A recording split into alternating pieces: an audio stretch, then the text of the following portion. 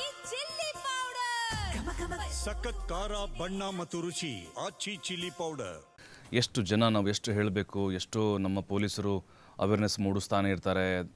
ಆಗಬೇಡಿ ಸೈಬರ್ ವಂಚನೆ ಮತ್ತು ಡಿಜಿಟಲ್ ಅರೆಸ್ಟ್ ಅಂತಹ ಕೆಲವೊಂದಿಷ್ಟು ಪ್ರಕರಣಗಳು. ಯಾವುದೋ OTP ಬರುತ್ತೆ, ಅನ್ನೋ ನಂಬರ್ ಬರುತ್ತೆ, ಯಾವುದೋ ಒಂದು ಅಪ್ಲಿಕೇಶನ್ ಬರುತ್ತೆ, ವಾಟ್ಸಪ್ಪಲ್ಲಿ ಯಾವುದೋ ಲಿಂಕ್ ಬರುತ್ತೆ, ಓಪನ್ ಮಾಡಬೇಡಿ, ಹೇಳ್ದೆ ಕೇಳದೆ ಅಥವಾ ಕಾಲ್ ರಿಸೀವ್ ಮಾಡಬೇಡಿ ಅಂತ ಬಾಯಿ ಬಡ್ಕೊಂಡು ಹೇಳ್ತಾರಲ್ರಿ. ಆದರೆ ನಮ್ಮ ಜನಕ್ಕೆ ಗೊತ್ತೇ ಆಗಲ್ಲ ಎಷ್ಟು ಹಣ ಕಳ್ಕೊಳ್ತಾ ಇದ್ದಾರೆ ಗೊತ್ತಾ ಕರ್ನಾಟಕದಲ್ಲಿ. ಅದರಲ್ಲೂ ಇನ್ನೊಂದು ದೊಡ್ಡ ಒಂದು ವಂಚನೆ ಪ್ರಕರಣ ಬೆಳಕಿಗೆ ಬಂದಿದೆ. 2 ಕೋಟಿ 1 ತಾಸಲ್ಲೇ ನಮ್ಮ ಪೊಲೀಸರು ಅದನ್ನು ವಶಕ್ಕೆ ಪಡೆದಿದ್ದಾರೆ. ನಕಲಿ ಇಮೇಲ್ ID ಮೂಲಕ ಸಂದೇಶ ಕಳಿಸಿ ಹಣ ಸ್ವೀಕರಿಸಿ ಮೋಸವನ್ನು ಮಾಡಿದ್ದಾರೆ.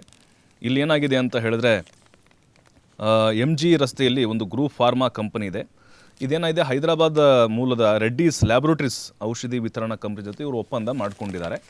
ಇವ್ರೇನು ಮಾಡ್ತಾರೆ, ಅದು ಒಪ್ಪಂದ ಏನಾಗಿರುತ್ತೆ, ಇವರು ಔಷಧಿಯನ್ನು ತೆಗೆದುಕೊಂಡಿರ್ತಾರಲ್ವ, ಹಾಗಾಗಿನೇ ಅವರು ಹಣ ಕೇಳ್ತಾರೆ. ಅಂದರೆ ಈ ರೆಡ್ಡೀಸ್ ಏನಿದೆ, ಲ್ಯಾಬ್ರೋಟರೀಸ್ ಏನಿದೆಲ್ವ, ಅದು ಹಣವನ್ನು ಕೇಳ್ತಾರೆ.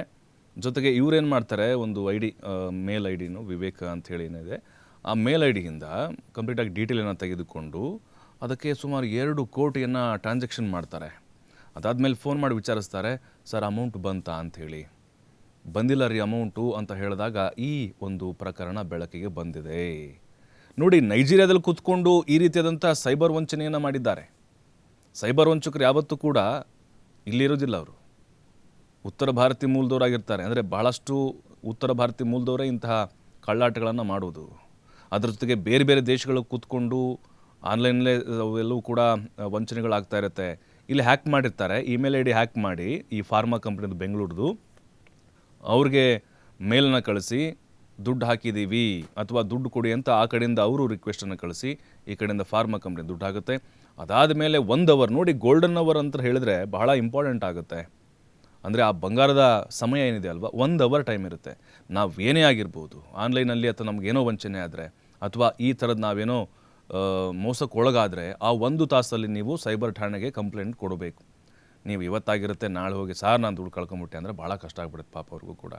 ಹಾಗಾಗಿ ನಮ್ಮ ಬೆಂಗಳೂರಿನ ಸೈಬರ್ ಠಾಣೆಯ ಪೊಲೀಸರು ಮಿಂಚಿನ ಒಂದು ಕಾರ್ಯಾಚರಣೆಯನ್ನು ಮಾಡಿ ಆ ಹ್ಯಾಕರ್ಸನ್ನು ಕಂಡು ಹಿಡಿದಿದ್ದಾರೆ. ಅಂದರೆ ನೈಜೀರಿಯಾ ಮೂಲದವನು ಅನ್ನೋದು ಗೊತ್ತಾಗಿದೆ, ಆದರೆ ಆ ಹಣ ಎಲ್ಲಿ ಹೋಗಿದೆ ಗೊತ್ತಾ, ಅವನ ಅಕೌಂಟ್ಗೆ ಹೋಗಿಲ್ಲ. ಅದು ಯಾವುದೋ ಗುಜರಾತ್ ಮೂಲದ ಒಬ್ಬ ಕೂಲಿ ಕೆಲಸ ಮಾಡುವಂಥ ಮಹಿಳೆ ಅಕೌಂಟಿಗೆ ಟ್ರಾನ್ಸ್ಫರ್ ಮಾಡಿದ್ದಂತೆ ಅವನು.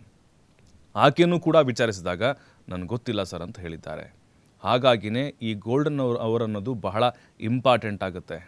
ಈಗ ನಿಟ್ಟುಸಿರು ಬಿಟ್ಟಿದ್ದಾನೆ ನಮ್ಮ ಸೈಬರ್ ಪೊಲೀಸರು. ಆ ಹಣವನ್ನು ಮತ್ತೆ ಆ ಕಂಪನಿಗೆ ವರ್ಗಾಯಿಸುವಂಥ ಒಂದು ಕೆಲಸವನ್ನು ಮಾಡಿದ್ದಾರೆ. ನೋಡಿ, ಸಾವಿರಾರು ಕೋಟಿ ಹಣ ಕರ್ನಾಟಕದಿಂದಲೇ ದೋಚಿದ್ದಾರೆ ರೀ ಈ ಸೈಬರ್ ವಂಚಕರು. ಡಿಜಿಟಲ್ ಅರೆಸ್ಟ್ ಅಂತ ಮಾಡ್ತಾಯಿದ್ರು. ಪೊಲೀಸರು ವೇಷ ಹಾಕ್ಕೊಂಡು CBI ಅಂತ ಫೋನ್ ಮಾಡಿಕೊಂಡು ವಿಡಿಯೋ ಕಾಲ್ ಮಾಡಿ ಅಲ್ಲೇ ಅವ್ರನ್ನ ಲಾಕ್ ಮಾಡಿ ಪದೇ ಪದೇ ಅಂದ್ರೆ ನೋಡಿ, ಮೋಸಕ್ಕೊಳಗಾಗುವಂಥವ್ರು ಎಲ್ಲರೂ ಕೂಡ ವಿದ್ಯಾವಂತರೇ ಆಗಿದ್ದಾರೆ.